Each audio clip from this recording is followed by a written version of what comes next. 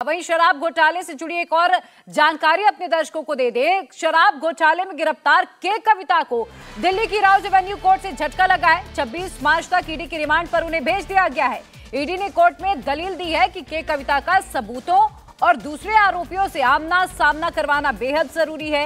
ED ने यह भी अपनी दलील में कहा है कि के कविता के जरिए ही साउथ लॉबी ने 100 करोड़ की रिश्वत देकर नई शराब नीति में एंट्री की।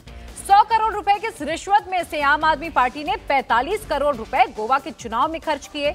ईडी का यह भी मानना है कि अगर केजरीवाल और के कविता का आमना सामना करवाया जाएगा तो फिर कई अहम जानकारियां सामने आएंगी। हमारे संवाददाता अतुल भाटिया के मुताबिक ईडी ने उन सवालों की लिस्ट भी बना ली है जो सवाल के कविता और केजरीवाल से पूछे जाने हैं। हमारे सहयोगी अतुल भाटिया हमारे साथ जुड़ गए हैं। अतुल, आप बता रहे हैं कि बकायदा ईडी ने एक लिस्ट सवालों की तैयार कर ली है। किस तरह के वो सवाल होंगे, क्या क्या सवाल होंगे जब के कविता और अरविंद केजरीवाल का आमना सामना कराया जाएगा?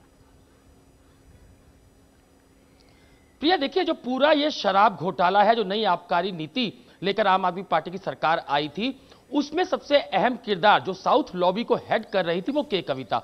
उनका रिमांड आज 3 दिन बढ़ा है। पहले 7 दिन की ईडी रिमांड पर वो थी, तो वो अभी ईडी हेडक्वार्टर के अंदर है। इसके अलावा अरविंद केजरीवाल जो है वो 28 मार्च तक ईडी की कस्टडी में है। और जो अरविंद केजरीवाल है वो इस शराब नीति को लागू करने वाले हैं, तो दोनों ही अभी ईडी की कस्टडी में है। और जो सवाल जवाब दोनों से अलग अलग किए गए हैं उसके बाद दोनों का आमना सामना कराया जाना बहुत जरूरी है, क्योंकि जो सवाल के कविता से पूछे गए उनमें से लगभग वैसे ही सवाल अरविंद केजरीवाल से भी पूछे गए कि कैसे साउथ लॉबी से कांटेक्ट किया गया, कैसे साउथ लॉबी ने अरविंद केजरीवाल से कांटेक्ट किया, और क्या इनका जो बीच में मिडलमैन था वो विजय नायर था। तो सबसे पहले के कविता से सवाल यही है कि क्या उन्होंने खुद कांटेक्ट किया था अरविंद केजरीवाल को, या अरविंद केजरीवाल ने उनको कांटेक्ट किया था। जिस तरीके से सांसद जो मंगुटा श्रीनिवास सुल्लू रेड्डी है, जो कि राघव मंगुटा के पिता हैं, उन्होंने जो बयान ईडी को दिए थे उसमें उन्होंने साफ कहा है कि जब वो अरविंद केजरीवाल से दिल्ली में उनकी मुलाकात हुई तो अरविंद केजरीवाल ने